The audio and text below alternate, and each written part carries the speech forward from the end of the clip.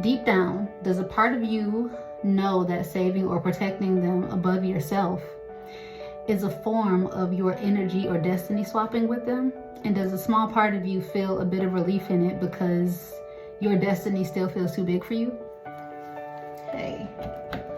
So there are like basically 1,001 videos on the internet talking to you guys, talking to all of us because I watch them too, about like having a kind heart and being a kind person and the difference between being kind and being nice. And those videos have definitely inspired this video. So we're going to take off old eye makeup that is making me look like I have a black eye while we discuss having a big heart and being a kind person. So for me, for a long time, I've always operated that way, and that was something like I was super proud of about myself because it felt like it could be something like really good about myself. And also a lot of the people I was around, I could see their dysfunctions, and for me it was easy for me to judge them and their walks and the way that they did things by like, well, maybe you don't have such a good heart, maybe you don't have such a kind. Your grandma ain't teach you about the blessings of being a nice person and then God like potentially rewarding that, or whatever it is I thought. I really can't even tell you what I thought, but I don't, like I said, want to reiterate the idea of having a kind heart. Basically, you get played, and in the process you teach people how to treat you, and what they learn is to treat you with less respect, honor you less because you're basically honoring yourself less because you felt like you needed to be a nice person to keep them around. Or at least that's what it was in my case. I felt like being a nice person would keep around the people that I wanted around because I wanted them around. And at that point of development, I had already learned like people don't stay no matter how much you want them around. So somewhere in my consciousness, I just assumed that it was my fault that they didn't stay around. And if I had done like more things, like then maybe I wouldn't be in a position of like feeling like I needed or wanted them to be around me or near me or with me or whatever, or just kind of stay in relation to like what I thought I was supposed to have with people. And of course I'm talking about from a young age, so this definitely has like things to do with family and stuff. I have my own abandonment issues that I am constantly working through, that I'm aware will be there for the rest of my life. I was a bit of a miracle. Basically I was an incubator baby. I was born 2 months early. Or what that meant was as soon as I came out, I immediately had to like have steroids and then go straight into the incubator. There was like not really skin to skin with my mom or dad. And like literally since birth, it's been affecting me, and I've been chasing the idea of like wanting people. And then like, of course, you know, life circumstances, childhood trauma. I didn't grow up with my father in the home, so that's another layer added on to the abandonment issue that I felt that I had to work to get away from or do something about, because of course like I internalized everything, and I felt like it was my fault that these relationships and these people that I wanted and I loved really bad didn't stay. So instead I decided like if I became like a really nice person, then they would stay and they would want to stay and they would want to be around me, and the same way I want to be around them.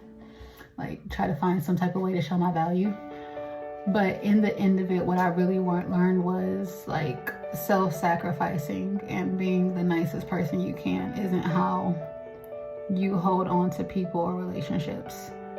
So, you know, claps for growth. But during the process of learning that, I was hurt a lot. But that's not really what I discovered when I was kind of going through this, or not really what came up for me. So what came up for me was like a couple of really honest questions that I had to ask myself. And then like, not only do I want to ask me this because I have a couple of answers, and clearly I know the answers if I asked it myself, like me and higher self being here having whole conversations. But I kind of want to see if you guys maybe resonate with some of the questions that I had to really ask myself in order to find clarity within me, my subconscious, the moves that I made, and the things that I really did. Like, what's really going on there, right? So here are the questions that I came up with for that. What if, in your effort to love and protect everyone else, you're interfering in God's will because He never sent you to be the savior? Like, it's not your job to be anyone's savior. You're not here to save anybody. I mean, literally anybody. It doesn't matter who they are to you. You were just meant to be here and be yourself. Like, God will call us and put things on our hearts to like help other people, but like He never meant for you to like save people unless you literally like went into the profession of saving people. And honestly, that's like an occupation, because sometimes like you can go save people at work, and then in your home there's still people struggling with things that you can't do anything about. You're not the savior, God is. And those people going through troubles are like not your problem. They're theirs and God's, and you stepping in to do what you can because you're so nice and you have such a big heart and you don't want to see people go through bad things. It's literally just potentially getting in the way of God's will. So, you know, how great of a job are you doing then? So that was like first question. Second question. Deep down, does a part of you know that saving or protecting them above yourself is a form of your energy or destiny swapping with them? And does a small part of you feel a bit of relief in it because your destiny still feels too big for you? Like, is there a reason I'm constantly looking for ways to be the nice person, to save other people, to give away my energy, to swap that destiny with them, to sprinkle something on them? I know that I'm so good and I have so much good. God has given me good and I'm able to give it away. But what is it that drives me to really want to give it away? And is it because you feel the weight of what it is and you don't feel like you have the shoulders to carry it? So if instead you go pick up a different project, such as someone else you feel as though needs to be saved, you never have to use your resources, or you always have the excuse of not using yourself and your resources to save yourself.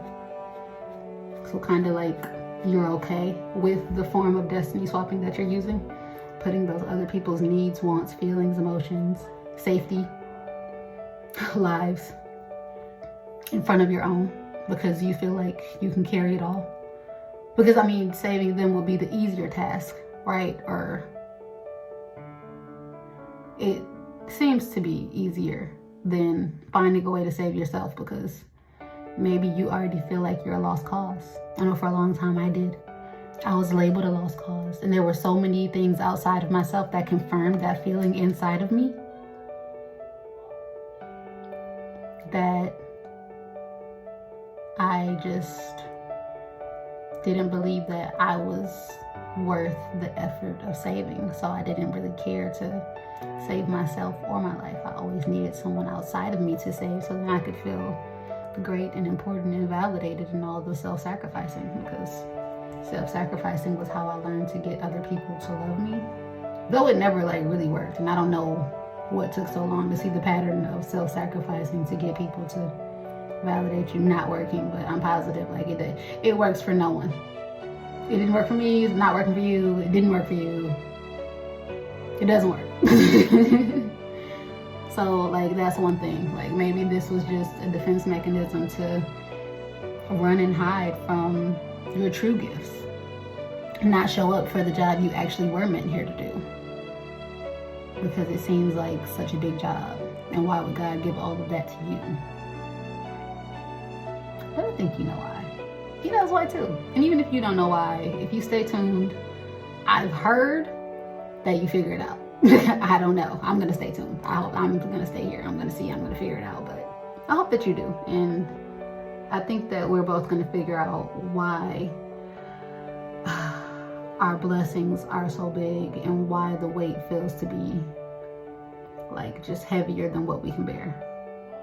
But I think we can bear it. Third question. What if the big heart you use to protect everyone else was used to protect you? Like, what if instead of being afraid of your destiny, you use that same superpower that you use for everyone else, when you muster it for everyone else, when you pull the energy for everyone else, when you figure out everyone else's problems. What if you used the same things that you had and then focused it on you, your problems, your destiny, your questions, your doubt? Like, what if you used your heart to soothe yourself and literally just learn to protect you?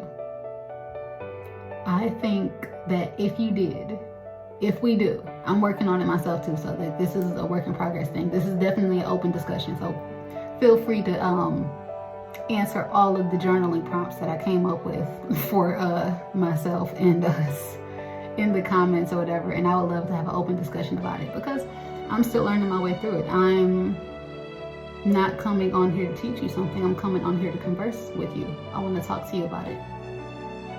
What if you used it to protect you? What if you used it to love on you? What if you used it towards your good without anyone's approval or validation? How much more do you think you could handle if you were truly taken care of the way that you know you need to be taken care of? I think then you would feel like the right person to carry what it is God brought you here to carry. You would feel just strong enough.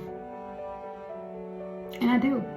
Learning to put that same heart and take it off of everyone else and put it right back on me has helped me to feel so good and empowered and strong in my own walk. Because it's a lot. But I'm a lot. And so are you. I can do it. You can do it.